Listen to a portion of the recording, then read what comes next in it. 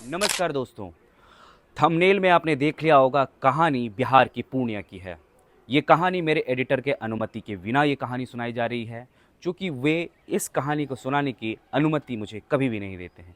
लेकिन मुझे लगा कि इस चुनाव में इस कहानी को सुनाना चाहिए।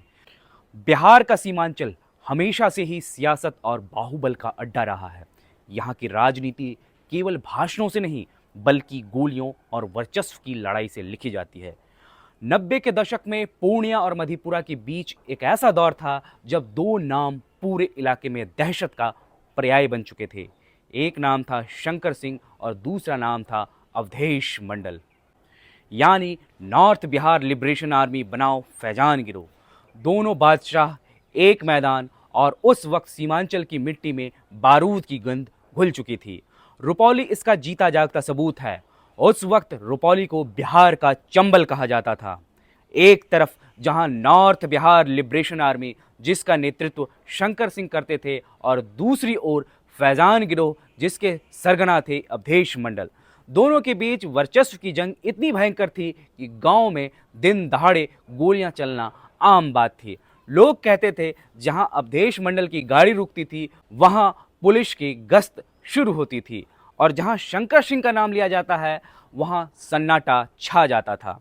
इन दोनों के बीच की दुश्मनी सिर्फ अपराध तक सीमित नहीं थी, धीरे धीरे ये राजनीतिक युद्ध में बदल गई।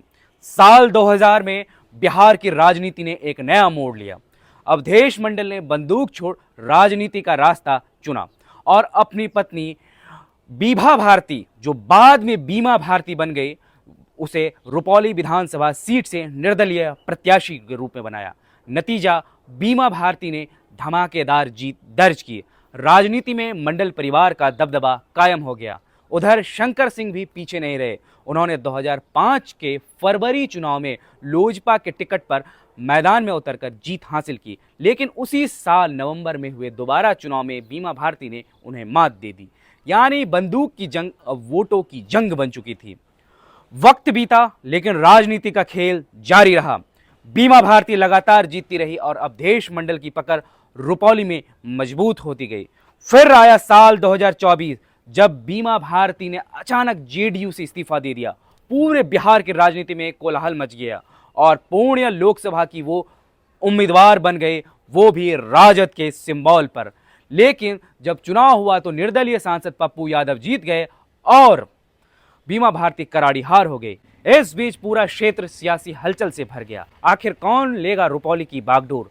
और तभी शंकर सिंह ने मैदान में उतरकर सबको चौंका दिया। इस बार कोई पार्टी नहीं, निर्दलीय उम्मीदवार के रूप में। लोगों को लगा शायद वो हार जाएंगे, लेकिन परिणाम आया और इतिहास पलट गया। शंकर सिंह ने शानदार जीत दर्ज की, बीमा भारती के लंबे वर्चस्व को तोड़ दिया। बीमा भारती के वर्चस्व के टूटने की पीछे की वजह यह बताई जाती है कि जनता दल यूनाइटेड से एक स्वच्छ छवि के व्यक्ति कलाधर मंडल को टिकट दिया गया था, जिन पर जनता ने विश्वास भी जताया। लेकिन चुनाव शंकर सिंह ही जीते, वो भी निर्दलीय होकर। इस विषय पर प्रशांत किशोर ने एक प्रेस कॉन्फ्रेंस में कहा था कि हमने अंदर खाने से शंकर सिंह की मदद की थी। आज भी उनका वीडियो सोशल मीडिया पर लगातार वायरल होते रहता है। खैर, जब हमने वहां के स्थानीय लोगों से बातचीत की तो उन्होंने बताया कि अब राजनीति पूरी तरह से रुपौली की बदल चुकी है। रुपौली की गलियों में अब भी लोग कहते हैं कि जिसने एक दौर में बंदूक से इलाका जीता था, उसने अब बैलेट से अपना हक लिया है। राजनीतिक विश्लेषकों का मानना है कि ये सिर्फ चुनाव नहीं है, बल्कि 2 दशकों पुरानी दुश्मनी का अंत था। सीमांचल की सियासत में यह पहली बार हुआ जब वो दो चेहरे, जिन्होंने कभी एक दूसरे के खिलाफ गोलियां चलाई थी, अब जनता के फैसले से इतिहास लिखने लगे हैं। सीमांचल की ये कहानी बताती है कि बिहार की राजनीति में कोई अस्थायी दुश्मन नहीं होता है, बस मौके और वक्त बदलते हैं। जो कभी गैंगस्टर कहलाते थे, आज वही वोटों की राजनीति के बादशाह हैं। रुपौली की सियासी गाथा साबित करती है कि यहाँ बंदूक की आवाज़ भले ही थम गई हो, लेकिन सत्ता की लड़ाई अब भी जारी है, बस तरीका बदल गया है।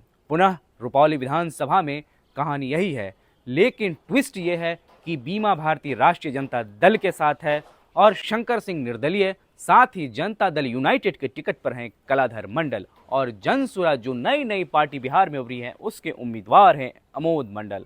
खैर इस बीच सुन लेते हैं कि अवधेश मंडल ने क्या भविष्यवाणी की आपका है। इंटरव्यू करने के लिए हमारे एडिटर पिछले 5 सालों से रोक रहे थे, इसलिए आपका इंटरव्यू ले रहे हैं। इसकी पहली वजह यह है कि रुपौली में पिछले 25 सालों का समीकरण बदला। आखिर ऐसी परिस्थिति क्यों आई? देखिए, मेरे साथ साजिश हुआ। साजिश के तहत केस में फंसाया गया, लोगों को गुमराह किया गया। अब निकले हैं, भारी बहुमत से फिर जीतेंगे।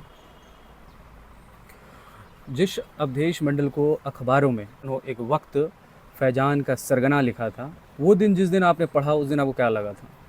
फैजान का सरगना नहीं थे, हम जो है समाज सेवक थे, जी। इसलिए सरगना बनाया गया। समाज का सेवा करते थे हम, तब ना जो है कि 25 वर्ष तक जो है कि विधायक बना के रखा। लेकिन आप फ्रंट फुट पर नहीं आए, बीमा भारती को आपने फ्रंट फुट पे लाया, इसके पीछे की वजह? हम फील्ड में काम करने वाले थे, फील्ड में काम करते थे, वो विधायक रहते थे। अब यानी कि आप काम करते थे और जीत वो रही थी। हाँ। अच्छा, अगर एक बात बताइए, आप ये कह रहे हैं पिछले 25 सालों के समीकरण में आपको सेट किया गया और समीकरण में एक ही व्यक्ति आपसे बार बार चुनावी कॉन्टेस्ट में नजर आए। इस बार चुनाव में जेडीयू ने प्रत्याशी को दिया। आगामी जो चुनाव होगा उस चुनाव में जो जेडीयू प्रस्तुत करेगी किसी भी कैंडिडेट को, उसके सामने आपसे भिड़ंत होगी या फिर वही जो कैंडिडेट है उससे होगा? नहीं, कैंडिडेट तो तीसरा स्थान में रहेगा, जदयू से भिड़ंत होगा। जदयू से भिड़ंत होगा, यानी नीतीश जी से भिड़ंत होगी। दोस्तों अब आपने सुना कि अवधेश मंडल ने क्या कुछ कहा। हालांकि वो इस वक्त जेल में है। ये पुराना इंटरव्यू क्लिप हमने आपको दिखाया। बहरहाल दर्शकों, आप बताइए कि रुपौली की जंग कैसी है और रुपौली की जंग पर आपकी निजी राय क्या है। अगर आप हमारे ये वीडियो फेसबुक पे देख रहे हैं तो फेसबुक पेज लाइक कर लें। अगर आप हमारे ये वीडियो यूट्यूब पर देख रहे हैं तो यूट्यूब चैनल दी न्यूज़ 9X को सब्सक्राइब कर लें। मिलते हैं अगले एपिसोड में। नमस्कार।